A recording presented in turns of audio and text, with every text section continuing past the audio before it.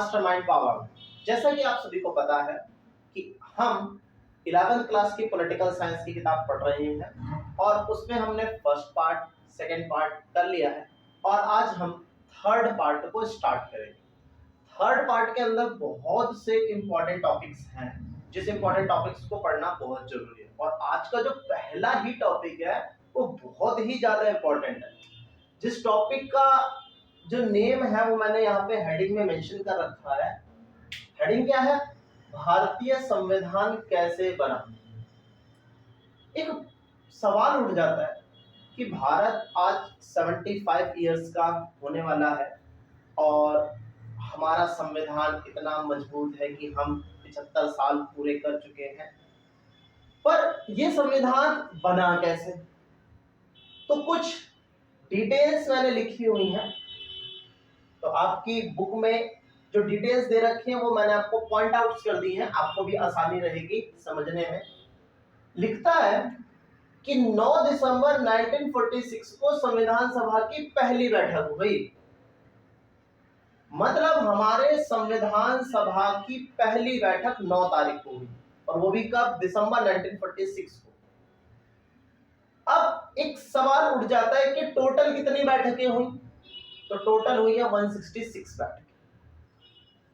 14 अगस्त 1947 को विभाजित भारत के संविधान सभा के रूप में, मतलब 1946 में बैठी पहली बैठक में जो माहौल था, जितने सदस्य थे उतने ही सदस्य 14 अगस्त 1946 तक रहे। पर जैसे ही संविधान सभा मतलब हमारे भारत का विभाजन हुआ तो भारत के विभाजन से एक बहुत बड़ी प्रॉब्लम क्रिएट हो गई। क्योंकि जब हमारी संविधान सभा बनी थी तो उस समय कोई पाकिस्तान तो था नहीं। अब कोई पाकिस्तान था नहीं तो इसका मतलब ये था कि पाकिस्तान के इलाके में भी जितनी सीटें थी वो भी भारत ही की थी, और जो आज बांग्लादेश बन गया वो पहले पाकिस्तान हुआ करता था, उसकी सीटें भी भारत ही के अंदर थी। पर अब जब विभाजन हुआ तो पाकिस्तान के हाथ में जो सीटें थी वो, और जो आज बांग्लादेश के हिस्से में है वो हमें भारत से हटानी पड़ गई। तो 14 अगस्त 1947 को जब दोबारा बैठक बैठी, मतलब दूसरी बैठक नहीं है, कई बैठकों के बाद जब ये वाली सिचुएशन में बैठक बैठी तो उस समय यही डिसाइडेड किया गया कि जो सदस्य पाकिस्तान के इलाकों से चुनकर आए थे अब उनकी सदस्यता क्या हो जाएगी? रद्द हो जाएगी, क्योंकि वो भारतीय नहीं है और भारत का संविधान सभा तो एक भारतीय ही बना सकता है। तीसरा बिंदु लिखता है कि संविधान सभा के जो सदस्य थे उन लोगों का जो चयन है वो चयन मतलब चुनाव 1935 के स्थापित प्रांतीय विधानसभाओं के सदस्यों द्वारा अप्रत्यक्ष विधि से चुने गए। इसका मतलब क्या है? देखो, भारत में ब्रिटिशों का शासन था। अब ब्रिटिश के शासन के दौरान कोई चुनाव तो होता नहीं था। अब चुनाव होते नहीं थे तो फिर भारत के सदस्यों को लाया कैसे जाए जो भारत का संविधान बनाएंगे? तो 1935 में गवर्नमेंट ऑफ इंडिया एक्ट आया। इस गवर्नमेंट ऑफ इंडिया एक्ट के अंतर्गत ये बात मानी गई कि कुछ भारतीय लोगों को सदस्यता देनी चाहिए राजनीतिक पदों पर। तो छोटे छोटे पदों पर या स्थानों में चुनाव कराए गए। ये चुनाव 1937 में संपन्न हुआ। फिर उसके बाद दुनिया में सेकेंड वर्ल्ड वॉर की सिचुएशन होगी तो सिचुएशन खराब हो गई। 45 तक सेकेंड वर्ल्ड वॉर चलता रहा, 39 से 45 तक। फिर उसके बाद 1946 में फिर से एक छोटे से जो प्रांतीय चुनाव हुए थे उसमें थोड़े लोग जीते और फाइनली हमारी संविधान सभा का जो चुनाव है उसमें जितने भी सदस्य हैं उनको हमने डायरेक्ट नहीं चुना। डायरेक्ट चुनने का कहने का सभी ने नहीं चुना, कुछ लोगों ने वोट देके चुना। और जिस आधार पे चुनाव हुए वो आधार के बारे में लिखा कहां पे था? तो 1935 के गवर्नमेंट ऑफ इंडिया एक्ट में। मैं यहां मेंशन कर देता हूं 1935 के गवर्नमेंट ऑफ इंडिया एक्ट में कि भारत, ब्रिटिश भारत के अंदर भारतीय लोगों का चुनाव कैसे होगा और कितने लोगों का चुनाव। चौथे बिंदु पे आते हैं तो लिखता है कि संविधान सभा की रचना क्या होता है कि वो कैसे दिखती है। तो संविधान सभा की जो रचना है वो हमने नहीं करी। एक मजाक सा है कि भारतीय संविधान बनाया हमने, पर हमने संविधान सभा नहीं बनाई। अटपटा सा लगता है ना। अब क्यों लगता है अटपटा? क्योंकि उस समय का जो राजनीतिक माहौल था वो कहीं ना कहीं इस बात को ही सही साबित करता है। क्योंकि उस समय थे ब्रिटिश। अब ब्रिटिश जब भारत को छोड़कर जा रहे थे तो हम कई बार आलोचना करते होंगे कि ब्रिटिश ने हमें गुलाम बनाया, हमें लूटा, हमारा सामान ये कर दिया, हमें गरीब बना दिया, धर्मों की लड़ाई लगा दी, भारत पाकिस्तान को विभाजित कर दिया। ठीक है, वो बातें भी ठीक है, पर अगर मैं अपने पॉइंट ऑफ व्यू से एक विचार रखूं तो मुझे ऐसा लगता है कि ब्रिटिशों ने जाते जाते गलत नहीं किया। जाते जाते उन्होंने भारत के भविष्य को सुरक्षित करने हेतु जो अच्छे कदम हो सकते थे वो कदम उन्होंने उठाए, जिसमें एक सबसे बड़ा कदम है संविधान सभा की रचना करने में ब्रिटिशों का सहयोग। और अब ब्रिटिश जो है भारतीय संविधान सभा में क्या कर रहे हैं? निर्माण में सहयोग कर रहे हैं। तो किसने बनाई? तो ब्रिटिश मंत्रिमंडल ने एक समिति बनाई और उस समिति का नाम था कैबिनेट मिशन। उस समिति का नाम क्या था? Cabinet mission. इस कैबिनेट मिशन में 3 लोग थे। अब 3 लोग कौन कौन से थे मैं लिख देता हूं। ये 3 लोग कौन कौन से थे एक एक करके। सर स्टैफर्ड क्रिप्स,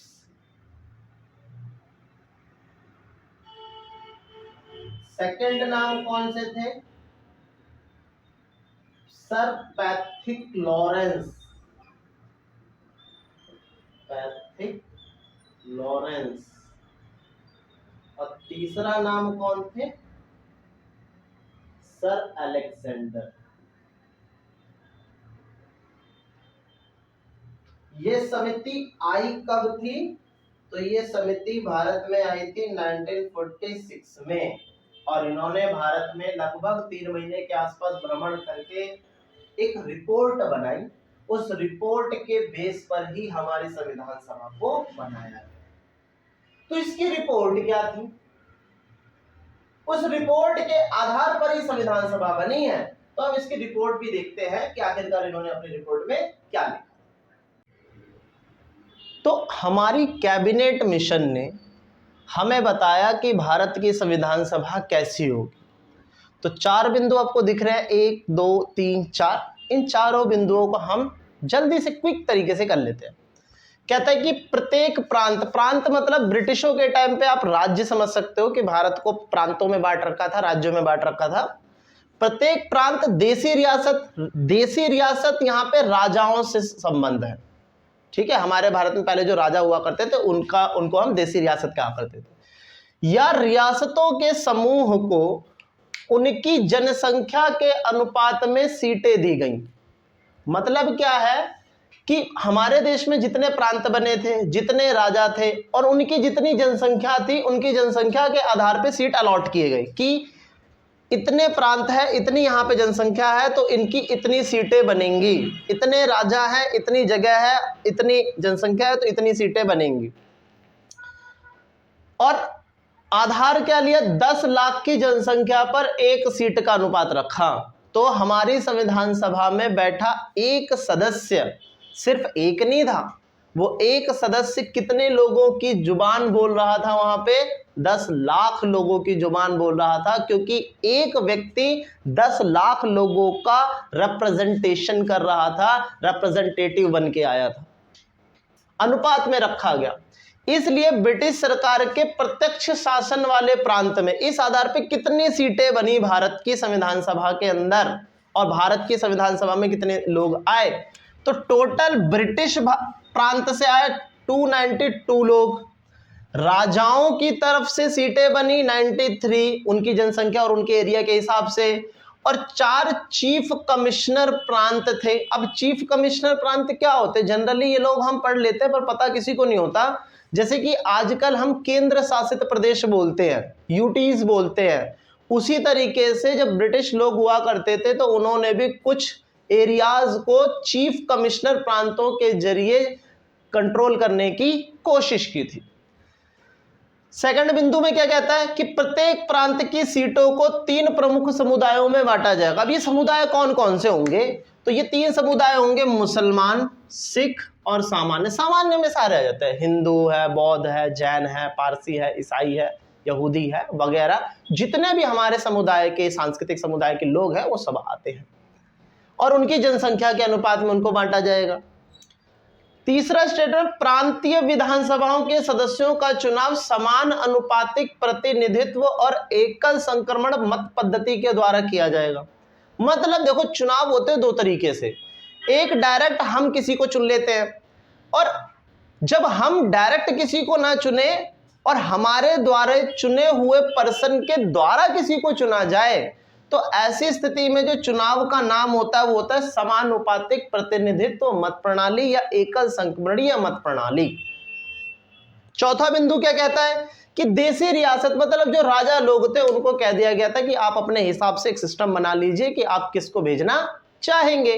तो फाइनली देशी रियासतों से सदस्य तो 93 आए थे, पर उनको इस बात का कुछ न कुछ अधिकार दिया गया था कि आप अपने आप से परामर्श कर लीजिए कि आप किसको भेजोगे और किसको नहीं भेजोगे। तो इस बेस पे, इन 4 बातों के आधार पे भारत की संविधान सभा तैयार की गई। तो ये जो टॉपिक था आपका कि भारत का संविधान सभा कैसे बनी, तो 2-4 डिटेल हमारी थी और बाकी इस कैबिनेट मिशन की भूमिका सबसे अधिक थी। तो ये टॉपिक बहुत आसानी से आपके लिए क्लियर हो गया है। अब हम बढ़ते हैं नेक्स्ट टॉपिक की तरफ। अब नेक्स्ट टॉपिक है आपका संविधान सभा का स्वरूप कैसा था। अभी हमने संविधान सभा बनी कैसे, इस बात को पढ़ा, उसमें कैसे कैसे सदस्य होंगे, कहां से लाए जाएंगे, सब बातें पढ़ी। अब स्वरूप देख लेते हैं कि संविधान सभा का स्वरूप कैसा था। थोड़ा सा समस्या थी भारत के संविधान सभा को बनने में, संविधान बनाने में, क्योंकि उस समय की सिचुएशन बहुत क्रिटिकल थी। कैसे? देखो, कुल सदस्य जब कैबिनेट मिशन द्वारा बताए गए थे तो 389 कुल सदस्य होने थे संविधान सभा में, बट जैसे जैसे समय बीतता गया सदस्यों की संख्या कम होती गई। इसके पीछे कई कारण हैं। जैसे एक बात बताता हूं, मुस्लिम लीग नाम की एक पार्टी थी, कम्युनिस्ट पार्टी एक पार्टी थी। इन दोनों पार्टियों का मानना यह था कि जो संविधान सभा है वो कहीं ना कहीं निष्पक्ष नहीं है। मतलब मुस्लिम लीग भी मानती थी, कम्युनिस्ट पार्टी भी मानती थी कि इस संविधान सभा में काफी सारी गड़बड़ें हैं, इसलिए उन्होंने अपने आप को इससे बाहर कर दिया, बहिष्कार कर दिया कि हम इस संविधान सभा में बैठेंगे ही नहीं। उन सबको मिला के बने थे 389, पर जब संविधान सभा में बैठने की बात आई तो धीरे धीरे कई सारी पार्टियों ने, कई लोगों ने अपने अपने विचार अनुसार इस संविधान सभा में आने से ही मना कर दिया। तो कुल सदस्य तो 389, पर कभी ऐसा सिचुएशन हुई नहीं कि टोटल 389 सदस्य बैठ जाए। पहली बैठक में भले ही बैठे हो, पर समस्त पूरे संविधान निर्माण में ऐसा नहीं हुआ। इस बात का दूसरा इंडिकेशन हमें कहां से मिलता है? 3 जून 1947 को सदस्य संख्या देखो घट गई। 3 जून 1947 को सदस्यों की संख्या 299 ही रह गई। क्यों रह गई भाई?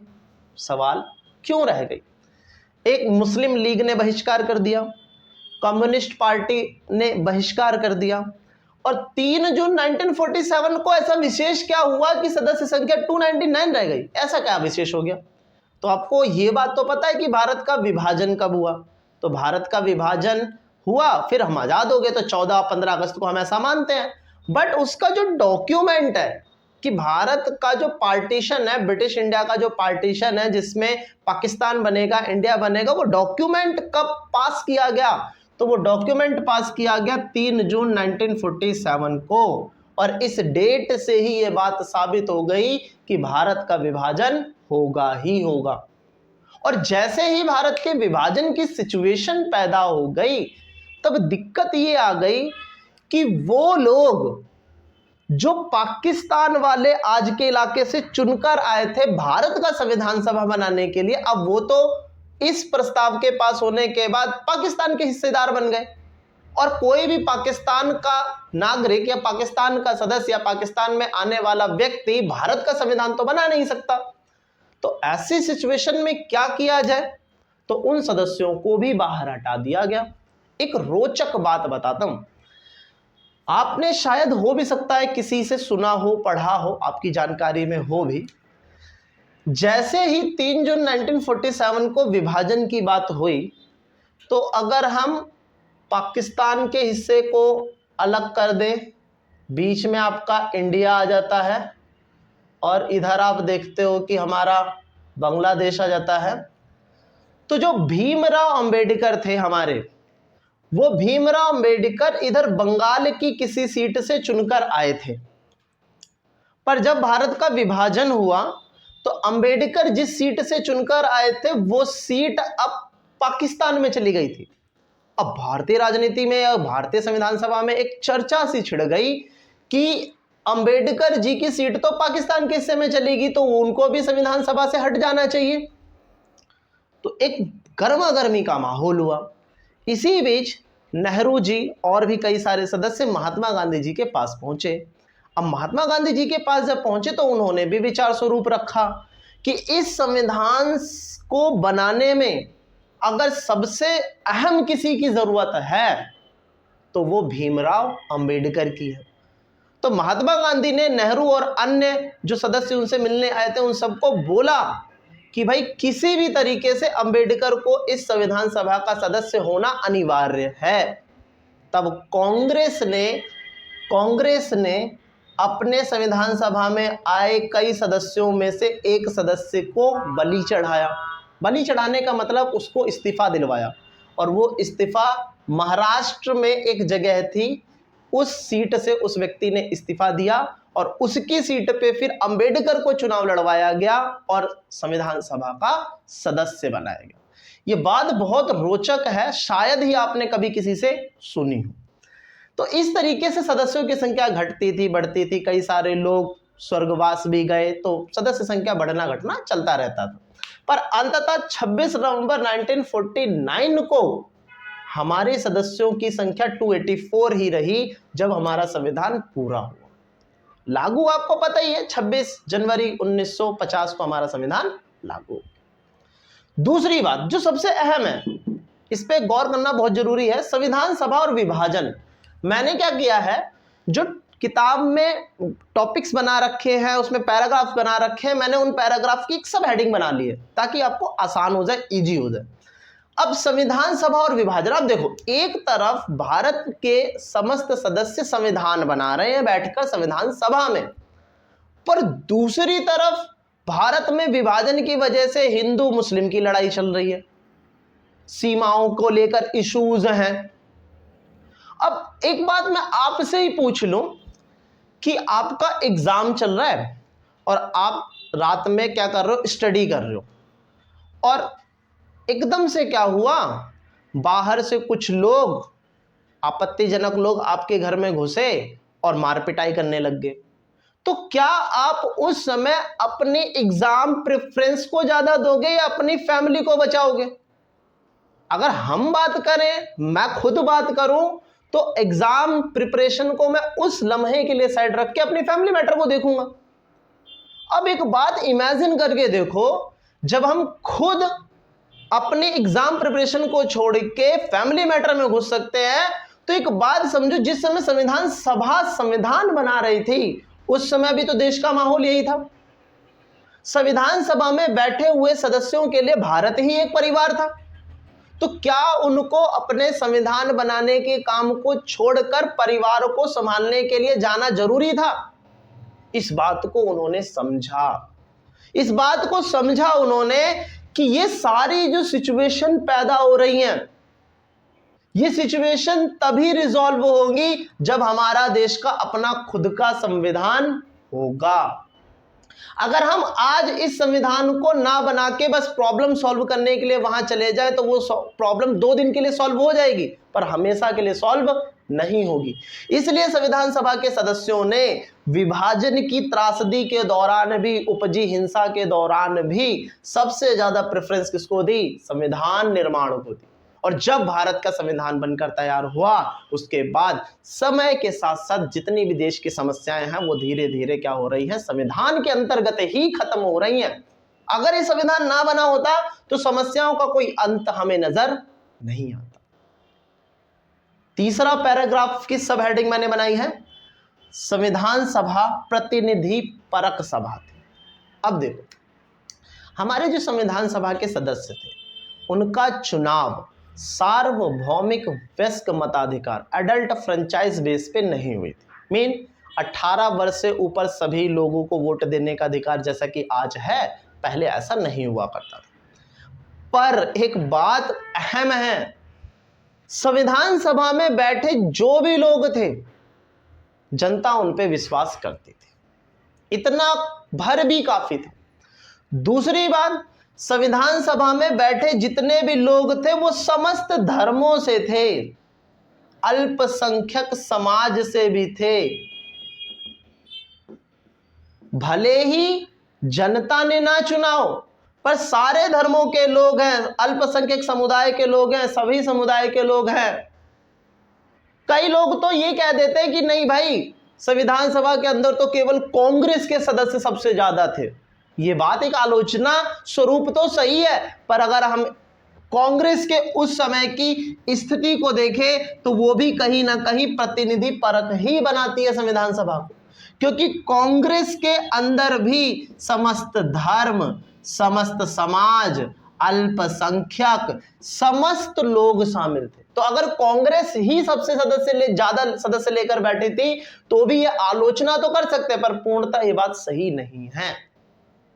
इससे ये बात समझ में आती है हमें कि भारतीय संविधान सभा का काम इतना महत्वपूर्ण था जिसको करना अति आवश्यक था, चाहे सिचुएशन कैसी भी रही। सदस्य बढ़े भी, सदस्य घटे भी, अलग अलग स्थितियां भी आई, पर फिर भी हमारे संविधान निर्माताओं के धैर्य को सलाम करना चाहिए कि उन्होंने इतना अव्वल किस्म का भविष्य रूपी संविधान बनाया है। इसलिए आज भी हम अपने उसी संविधान का प्रयोग करके अपनी समस्त समस्याओं को सुलझाने का प्रयास कर रहे हैं।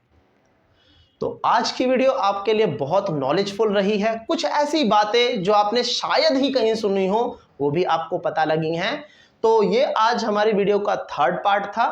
तो आप 1st part, 2nd part, 3rd part सभी देखिए और इसी तरीके से आगे आपके लिए और भी वीडियोस आएंगी।